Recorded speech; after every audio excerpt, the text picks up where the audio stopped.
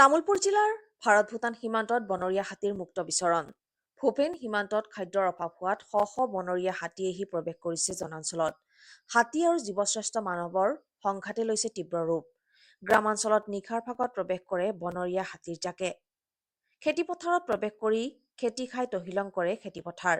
খাদ্য বিচাৰি প্ৰতিবছৰে ঘৰ-দুৱাৰ ভাঙি উপদ্ৰৱ চলাই খাই পেলাই ভঁৰালৰ ধান-চাউল।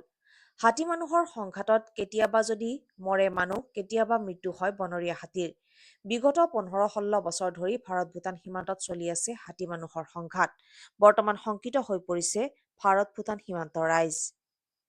News dish report, Assam reports live.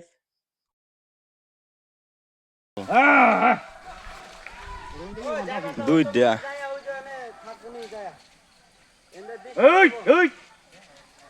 দুই শান্তিপুরের মধ্যে থাকুন যায় যাবে তো না যা যা ওই আগে থেকে খেদায় না যাইবার তো কি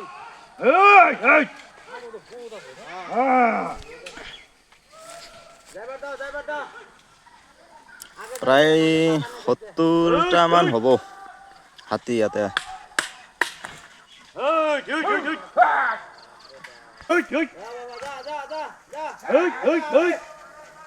প্ৰায় ৭০টা মান হ'ব হাতী ইয়াতে, ৭০টা মান।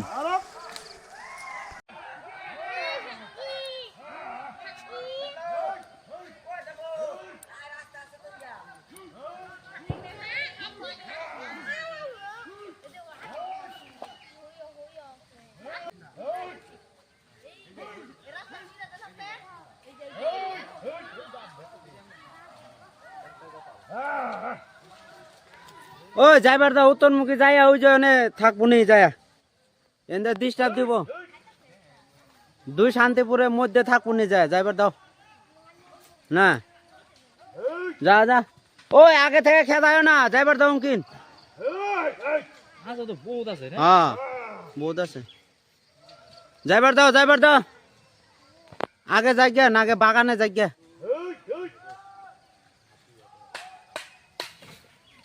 হাতি বহুত হাতি আছে বাপ রে বাপ যা যা বাবা যা যা যা যা আগে যা আগে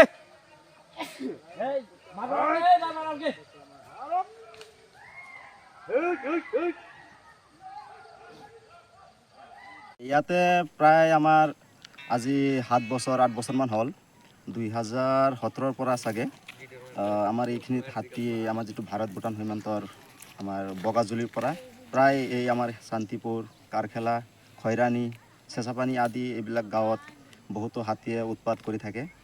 আৰু যেনেকুৱা বহুতৰ ধান খেতি, তামোল বাগান, এই বহুত খেতি বাতি মানে এনেকুৱা নষ্ট কৰি থাকে। তো আমি ভাবোঁ যে যদি চৰকাৰে এইটো অতি সোনকালে যদি কিবা এটা পদক্ষেপ লয় তেনেহ'লে বহুত ভাল হ'ব। আমাৰ ইফালে আজি গোটেই ৰাতিটো মানে হ'ব পৰা নাই, গোটেই ৰাতিটো মানে উজাগৰে আছিল হাতী।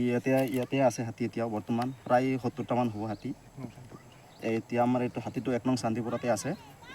তো আমি ভাবোঁ যে চৰকাৰে কিবা এটা পদক্ষেপ ল'ব লাগে।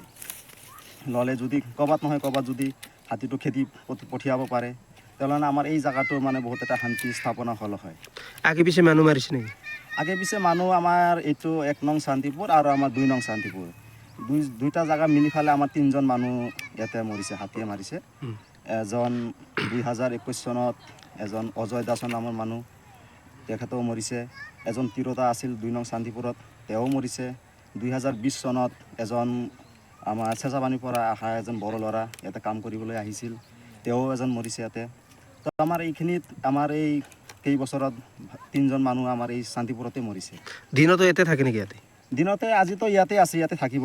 আৰু এনেকুৱা বহুত আছে আমাৰ এইফালেও ক'ৰবাত থাকে। আমাৰ গাঁৱত এইখিনিত খেতি বাতি বহুত নষ্ট কৰে, ইয়াতে থাকে, আজিতো ইয়াতে থাকিব।